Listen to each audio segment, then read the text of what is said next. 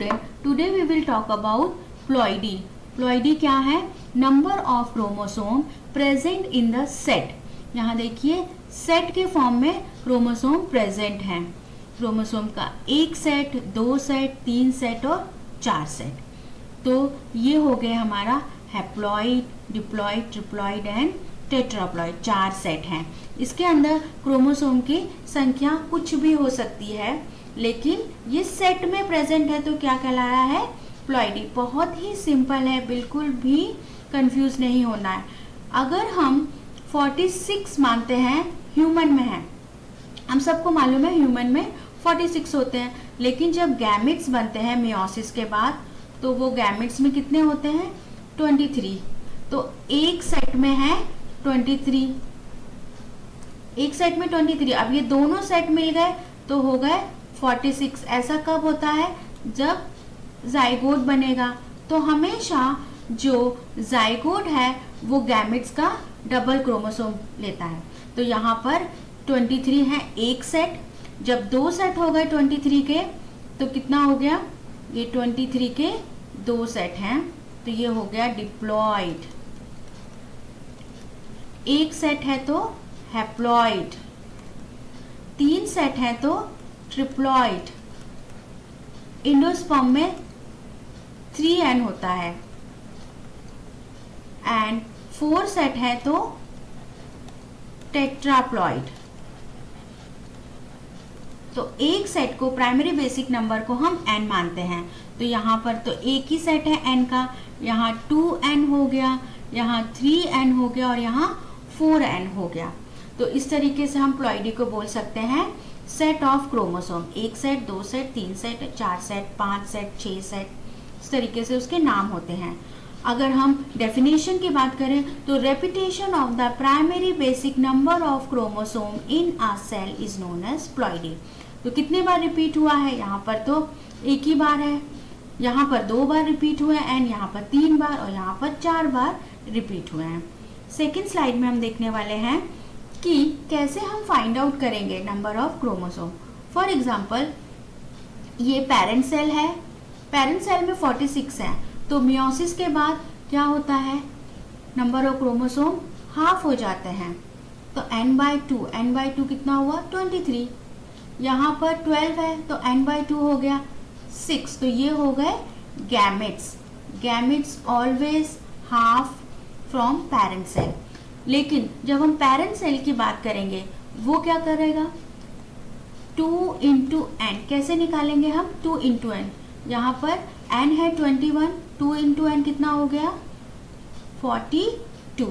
तो जब कभी भी हमें पेरेंट सेल में क्रोमोसोम के नंबर देखने हैं तो इसको मल्टीप्लाई कर देंगे और जब गैमेट्स में देखेंगे तो हाफ कर देंगे. इस तरीके सारे फिलअप्स हम भर सकते हैं. गैमेट्स निकालने के लिए इन फिलअप्स को हम क्या करेंगे? नंबर ऑफ क्रोमोसोम, अगर यहाँ पर n है तो यहाँ n/2 कर देंगे और पेरेंट सेल में, मियोसिट में, मदर सेल में निकालने के लिए हम 2 into n कर देंगे. ये n है, नंबर ऑफ क्रोमोसोम n है, 2 into n. तो ये फिलअप्स हमारे सारे आ जाएंगे. नेक्स्ट है टाइप्स ऑफ प्लॉइडी. ये तो हमने देख लिया कि सेट ऑफ क्रोमोसोम प्लॉइडी है. अब ये कितने तरीके के होते हैं? 2 तरीके के, यूप्लॉइडी एंड एन्यूप्लॉइडी. अब यूप्लॉइडी क्या है? यूप्लॉइडी है जब बेसिक प्राइमरी नंबर n है, जब उसका एग्जैक्ट मल्टीपल होता है. 2 into n ये मल्टीपल हो गया, 3 into n मल्टीपल हो गया, 4 into n मल्टीपल हो गया, 5 into n मल्टीपल हो गया. तो ये हो गया 2n, 3n, 4n and 5n. तो जब मल्टीपल कॉपीज हमें मिल रही है तब वो कहलाता है यूप्लॉइडी. तो मोनोप्लॉइडी एक ही कॉपी है, हैप्लॉइड है, गैमेट्स हैप्लॉइड होते हैं. डिप्लॉइड जो जाइगोट है वो डिप्लॉइड होता है उसमें, क्योंकि 2n हो जाते हैं. दोनों पेरेंट्स से हमें एक एक n मिले, 2n हो गया. तो ये हो जाएगा हमारा डिप्लॉइड. जाइगोट डिप्लॉइड है, पोलर न्यूक्लियोइड डिप्लॉइड है. पॉलीप्लॉइडी जब 3n है, इंडोस्पर्म डबल फर्टिलाइजेशन के बाद इंडोस्पर्म है वो 3n है, 3, 4n 4 हो गए, 5n 5 हो गए. इस तरीके से हमें पॉलीप्लॉइडी इसका नाम दिया है, 2 से ज़्यादा.